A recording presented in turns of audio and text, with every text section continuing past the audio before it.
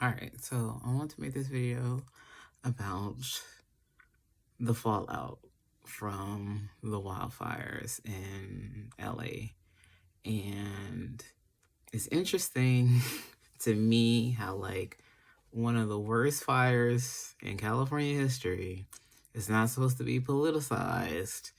And I get it, you want to be there for the people who are affected, and my heart goes out to everyone who has been affected. I know, well, I'm in Northern California, but a lot of people out here know people out there, have family out there. I have family out there. It is, and it could happen here. It could happen here. It's definitely unique to being a Californian. So my heart does go out to everyone. But it's hard also not to politicize the moment, not to think about the failures of, the infrastructure, of the leadership, the politicians, and also in our own personal, as people who live in the state that is subjected to many different natural disasters. And it's only going to get worse as time goes on. Like, we live in such a unique period of time, and I feel like, especially with global warming and this incessant need on technology, but only technology that is like consumerist, or a lot of consumerism based technology versus, technology to improve our infrastructure or address critical issues in our society, right? So this fire was like a real test of where we are, and we failed. We failed as a state. We failed as a, community. People died. Water stopped. Like, there's no water. There's no water in a state that is all coastline. Like, there is what? There is no water. Like, it's crazy to think that, so many failures on so many levels happened. And we pay the most taxes. We pay, it's the most expensive to live here. There's so many and it's, again, that's why it's hard not to politicize. Like, it's hard not to politicize. Like, policies are the reasons why the infrastructure failed. And that's just real talk. That's just real talk. That's not blaming anyone. That's just the truth. We're only blaming people who have been in charge, for the last, what, 20 years? Like, Democrats in the state have been in charge for the most part. And I'm not saying that Republicans might have done it, any different, any better. They are also beholden to business interests and oligarchs, especially in this state, because California is home to a lot of different industries, and of course they all make government kiss, the ring. They all try to get their government's contract. Like, it's a racket. It's a racket. And we, as the citizens, are being sold out. We are being sold out. And that's why here in Oakland, I'm jumping from Southern California to Northern California, because it could have happened here. It definitely could have happened here. Like, it's been windy as fuck here. Definitely be a lot of people setting fires and shit outside. My neighbor be setting fire. Like, it be people setting fires for whatever reasons. But, like, that definitely could have happened here. And I already see the same failures, like, in our infrastructure and in our leadership, and in where we are, like, the budget, like, where are things. Yeah, it's the perfect storm for a natural disaster to test. And it did. And it could happen again. It will happen again. It will happen again. And I'm concerned about the leadership we have. So when I say Democrats, that's all I can say, because I live in Oakland. It has always been some kind of Democratic person.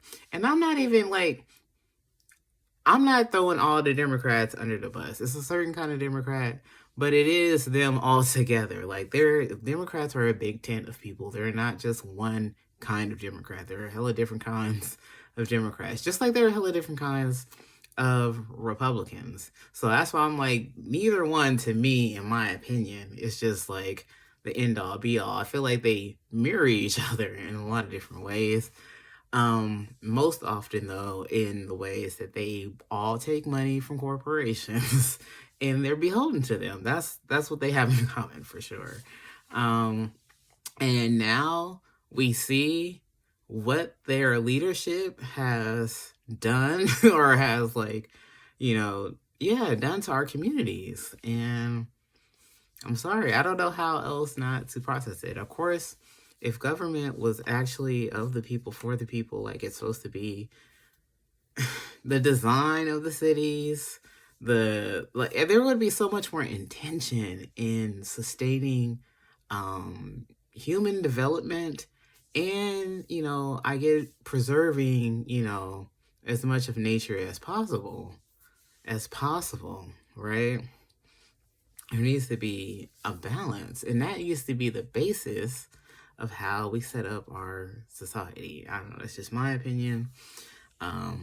But no, we're, corrupt, and everyone knows it. It's not a secret. Like, we are corrupt, and it is killing us. It is literally killing us. And I'm hoping that at least with this, major disaster, that it's gonna wake people up to what's been going on, what they think is going on. And it's so easy to see the propaganda though.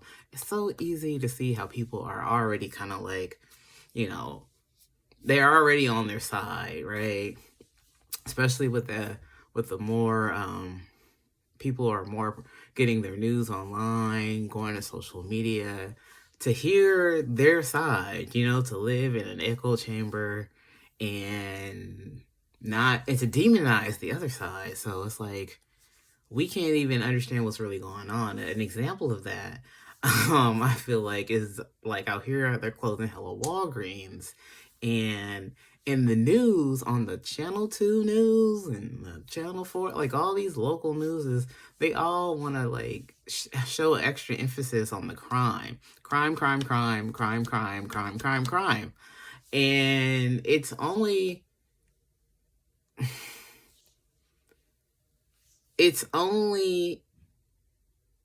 that if you're only giving it that much emphasis, if like you have an agenda, right? And the agenda is to get people to be afraid, to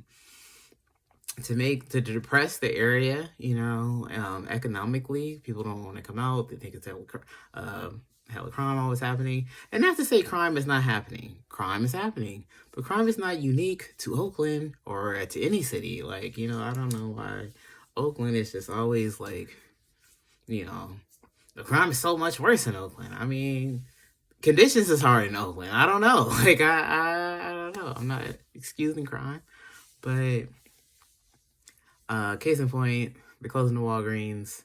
Walgreens also was just,